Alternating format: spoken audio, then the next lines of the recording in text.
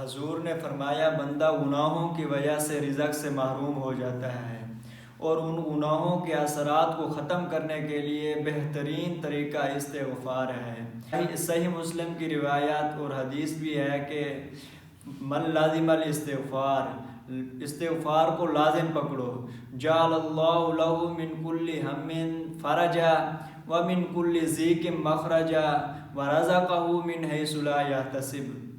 تو جس بندے نے استغفار کو لازم پکڑا وہ رزق سے محروم نہیں ہوگا، اور اس کے گناہوں کی بھی بخشش ہو جائے گی۔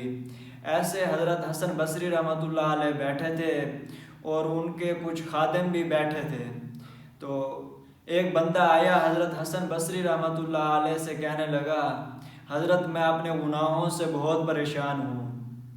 تو حضرت نے فرمایا آپ استغفار کریں۔ تو اس بندے نے پوچھا حضرت کتنا بار استغفار کریں؟ 100 بار کریں؟ حضرت نے کہا نہیں۔ اس نے کہا 1000 بار کریں؟ حضرت نے کہا نہیں۔ اس نے کہا پھر حضرت آپ بتائیں کتنا کریں؟ حضرت حسن بصری رحمۃ اللہ علیہ نے کہا جتنا آپ استغفار کر سکتے ہو اتنا کرو، کثرت سے استغفار کرو، آپ گناہوں سے بھی بچ جاؤ گے اور آپ کا رزق بھی وسیع ہو جائے گا۔ تو کچھ دیر بعد دوسرا بندہ آ گیا، اس نے کہا حضرت میں پریشان ہوں، ہمارے گاؤں میں بارش نہیں ہو رہی، تو آپ کوئی وظیفہ بتائیں، کوئی ایسا عمل بتائیں یا کوئی دعا کر دیں کہ ہمارے گاؤں میں بارش ہو جائے۔ تو حضرت حسن بصری نے کہا آپ استغفار کرو۔ اس نے بھی ایسے پوچھا کہ استغفار کتنا بار کریں؟ حضرت نے کہا آپ استغفار کو کثرت سے کریں۔ تو وہ چلا گیا۔ اس کے بعد اور بندہ آ گیا، اس نے کہا حضرت میری اولاد نہیں ہو رہی۔ تو حضرت نے کہا کہ آپ استغفار کریں۔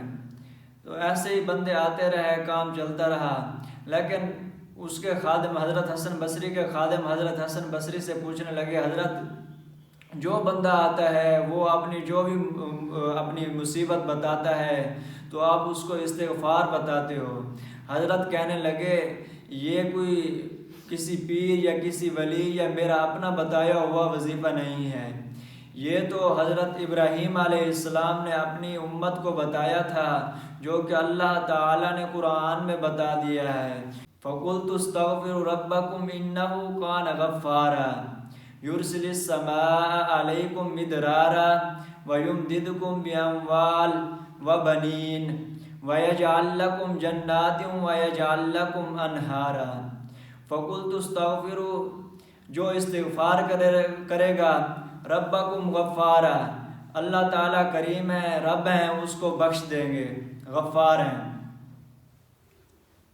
یرسل السماء علیکم مدرارا، اور استغفار کرنے سے موسلادھار بارش بھی ہوگی، ویمددکم باموال، اور اس کے مال میں بھی اضافہ ہوگا، وبنین، اور اس کی اولاد بھی زیادہ ہوگی، ویجعل لکم جنات، اور اس کا باغ بھی سر و سبز ہوگا، اس کے باغ کا پھل بھی زیادہ ہوگا، ویجعل لکم انہار، اور اس پر پانی بھی بہت زیادہ ہوگا۔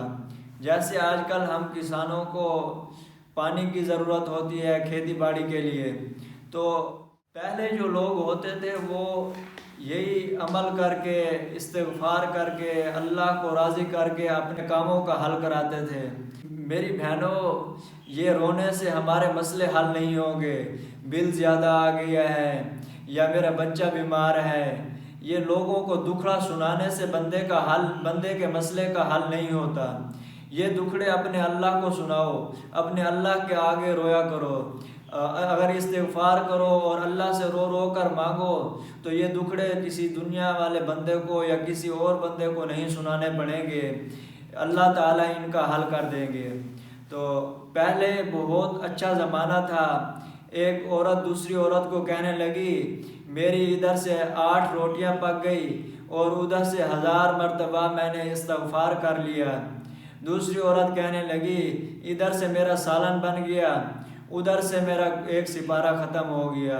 دیکھو میرے بھائیوں، اگر قرآن پڑھتے پڑھتے ہمارا سالن بنے، استغفار اور لا الہ الا اللہ کا ورد ہوتے ہوتے ہمارا کھانا بنے، تو اس کھانے میں بھی برکت ہوگی اور اس سالن میں بھی برکت ہوگی۔ تو کتنا ہم یا جب ایسی برکت ہوگی تو ہماری اولاد بھی نیک بنے گی اور ہماری فرما بردار بنے گی. جب ہم یہ دین سے دوری اختیار کریں گے تو ہماری اولاد بھی بدبخت ہوگی جو ہماری بات نہیں مانے گی.